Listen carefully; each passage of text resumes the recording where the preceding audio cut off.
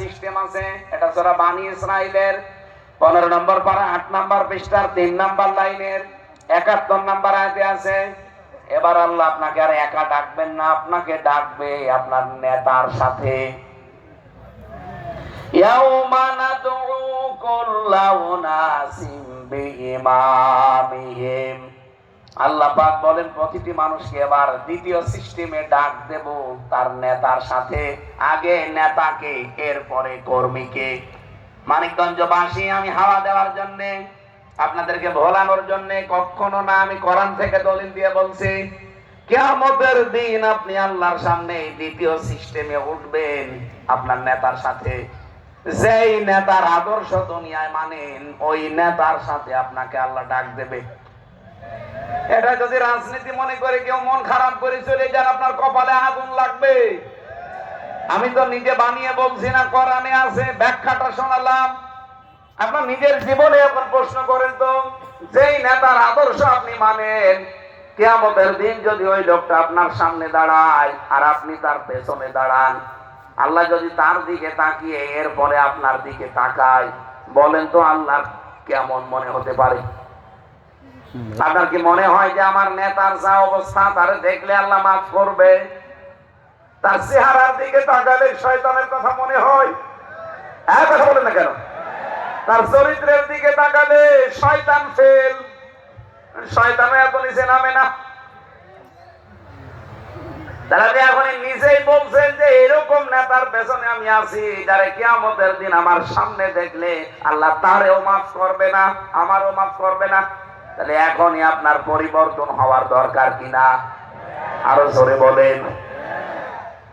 সুতরাং কারো উপরে ভরসা করে কোনো লাভ নেই। এখানে একটা হাদিসের ব্যাখ্যা পড়তে গিয়ে দেখলাম, কিয়ামতের দিন আপনার এই নেতা, আপনার ভাই, আপনার মা বাবা, আপনার স্ত্রী, আপনার সন্তান, যা পরিচিত দুনিয়ায়, এদিকে তাকান, সবার সাথে আল্লাহ পাক আপনাকে দেখা করাবে। দেখা হলে তারা পালাবে। আবার বলছি, ইয়াউমা ইয়াফিরুল মারউ মিন আখিহি ওয়া উম্মিহি ওয়া আবিহি ওয়া সাহিবাতিহি ওয়া বানি ওয়া ফাসিলাতিহি আল্লাতী তুবি। এই সমস্ত আয়াতের সামারাইজ হচ্ছে, কিয়ামতে আপনাকে আল্লাহ প্রথমে দেখা করাবে আপনার ভাইয়ের সাথে, মায়ের সাথে, বাবার সাথে, স্ত্রীর সাথে, বন্ধুর সাথে, সন্তানের সাথে, এমনকি জ্ঞাতি গোষ্ঠী যারা আছে, যারা আপনাকে আশ্রয় দিত বিপদে পড়লে, এই মানুষগুলোকে আপনি দেখবেন। কিয়ামতে এরকম চাটিয়াল ময়দানে যখন উঠেই দেখবেন, ওই তো আমার ভাই দেখা যায়, সঙ্গে সঙ্গে সে পেছন থেকে পালাবে। আল্লাহ বলেন মাও পালাবে, বাবাও পালাবে। তাফসীরে ফি জিলালিল কোরআনে মুফাসসির লিখেছেন, এমনও আছে যে সন্তান মায়ের পায়ে ধরে 500 বছর জড়িয়ে কাঁদবে। 500 বছর পরে মা ওর মুখে লাথি দিয়ে বলবে, কে তুই? দুনিয়া আমার বিয়েই হয়নি, সন্তান বাবু কোথায়?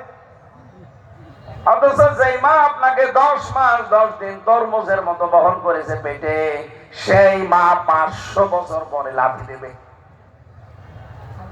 আমার এখানে হাদিসটা বলার একটা উদ্দেশ্য আছে, এবার একটা শিক্ষা আছে। এই টাকা সবার সাথে তো আপনার দেখা হবে আর পালাবে তারা, কিন্তু এই দুনিয়ার জীবন শেষ হয়ে যাওয়ার পরে আর কোনো দিন অনন্তকাল একজন মানুষের সাথে আপনার দেখা হবে না, সে হচ্ছে আপনার বোন। কে? কথা বলে না? বোন মানে আপনার মায়ের পেটের যে বোন, আপন বোন, এইটার সাথে আর কোনোদিন দেখা হবে না, দুনিয়ার জীবনে শেষ। আপনি যদি জান্নাত পান জান্নাতে চলে যাবেন, যদি জাহান্নামে যান জাহান্নামে যান, কিন্তু এই বোনটার সাথে আর কোনোদিন আপনার দেখা হবে না। মুসলমানেরা খুব আবেগ নিয়ে বলছি, যাদের বোন আছে, এই বিষয়টা খুব সেনসিটিভ বিষয়। দুনিয়ায় যাদের বোন আছে তাদেরকে ফাঁকি দিয়েন না, তাদের হকটা অন্তত দুনিয়ার এই জীবনে আদায় করেন। বহু মানুষ আছে আদায় করতে চায় না, খালি মাঠের জমি দেয় আর বলে বাড়ির জমিও দেওয়া লাগবে। বাড়ির জমি দেওয়া লাগবে মানে? সাহাবায়ে কেরামের জীবনী পড়েছি, তারা যখন বাবার সম্পদ ভাগ করতেন, মাঠের জমি বাড়ির জমি তো দিতেন, বাড়িতে যে খাবার খাওয়ার গ্লাস আছে গিলাসটাও ভাগ করে দিতেন। আর এখানে বহু আল্লাহর ওলি বসে আছে, বোনকে শুধু মাঠের জমি দেয়, বাড়ির জমি দিতে গেলে মন খারাপ করে। তোমারে জন্ম দিয়েছে তোমার বাবা, আর এটাকে ডাউনলোড করে নিয়ে আসা, বলেন কোন কারণে দিতে চান না? বোনের জমি ফাঁকি দিয়ে জাল দলিল করে অথবা জোর করে লিখে নিয়ে সেইটা বিক্রি করে উনি হজে যাচ্ছে আলহাজ হওয়ার জন্য। ওর হজ কবুল হওয়া তো দূরের কথা, জেদ্দার বিমানবন্দরও আসবে না। কথা বলেন না কেন? এই জন্য সাবধান মানিকগঞ্জবাসী বোন যাদের আছে, আমি জানি আমরা ভাই, আমার একটা বোন আছে, এখানে আমরা যত ভাই আছি এই যে এর ভেতরে কোরআন শরীফ আছে, এই কোরআনের কসম দিয়ে বলছি কোন ভাই আমরা চাই না যে আমার বোনকে আমি ফাঁকি দেই, কিন্তু আমরা দেখি 100 জনের 90 জন পরিবারে